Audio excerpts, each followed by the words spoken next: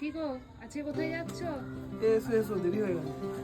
এই তো যাচ্ছি। কোথায় যাচ্ছ আজকে? ঠাকুর দেখতে মেমারি। চলো।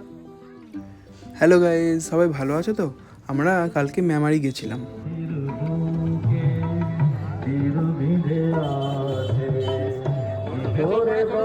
মায়ের মুখখানা দেখে সত্যি মনটা খুব জুড়িয়ে গেল। আর এখানে ছোটো মামার সঙ্গে দেখা হয়েছে। ছোটো মামা বলতে ঈশানীর ছোটো মামা। এখানে একটু সময় কাটিয়ে আবার আমরা বেরিয়ে পড়লাম। প্রতি বছর মেমারিতে সত্যিই খুব ভালো বড় করে পুজো হয়, তাই আমাদের প্রতিবারই টার্গেট থাকে মেমারিতে ঠাকুর দেখতে আসার। আর এই যে আমরা চারজনা মিলে গ্রুপে এসেছি ঠাকুর দেখতে। এই দেখো, এই প্যান্ডেলটাও কত সুন্দর করে তৈরি করা হয়েছে। ভেতরকার ডেকোরেশনটাও ছিল দারুণ। আর এখানে মাকে অপূর্ব লাগছিল।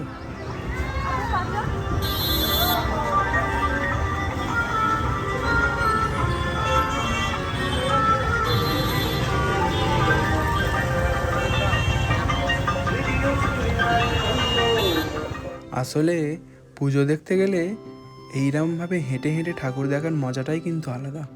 আর পূজা তো সবসময়তেই ছবি তুলতে ব্যস্ত। এখানকার মাকেও দারুণ লাগছিল দেখতে। তারপরে আমরা টোটো করে স্টেশনের দিকে চলে আসি, দিয়ে রাজবাড়িতে চলে যাই, যেটা খুব ঐতিহ্যবাহী এবং বহু পুরনো পুজো।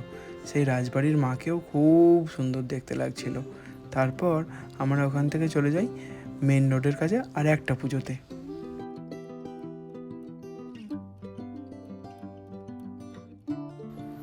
ব্যাস, এই প্যান্ডেলটা দেখেই আমাদের পঞ্চমীর রাত শেষ হলো। এবার খাওয়া দাওয়ার পর্ব। খাওয়া দাওয়া বলতে সবার ভালোবাসা হলো বিরিয়ানি, তাই বিরিয়ানি খেয়ে ভাইদের টেনে তুলে দিয়ে আমরা দুজনে মিলে চলে এলাম বাড়ি। বলো, কেমন ঠাকুর দেখলে মেমারিতে?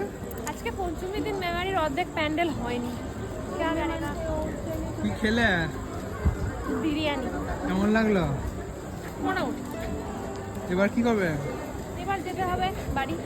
আমার হয়ে গেছে, পঞ্চমী এখানেই খতম। তুমি এলে না, শুধু তুমি। আমাদের ঘোরাটা খুব সুন্দরভাবেই শেষ হলো। মনটাও খুব খুশি হয়ে গেছিলো।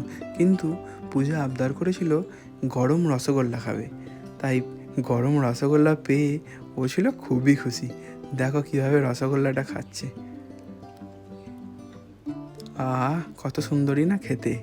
তারপর আমরা বাড়ি চলে এলাম। আচ্ছা, আজকে আসি, আবার কাল দেখা হচ্ছে। টাটা।